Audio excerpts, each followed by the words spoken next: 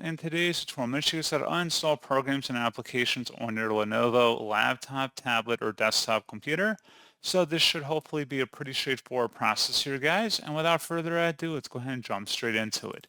So all you have to do is open up the search menu, type in Control Panel. Best result, you come back with Control Panel. Go ahead and open that up. So your view by in the top right to large icons, and then you want to go down and select where it says Programs and Features. Locate the application you want to remove or uninstall. Select uninstall and that'll open up the uninstall wizard, and that's pretty much all you have to do.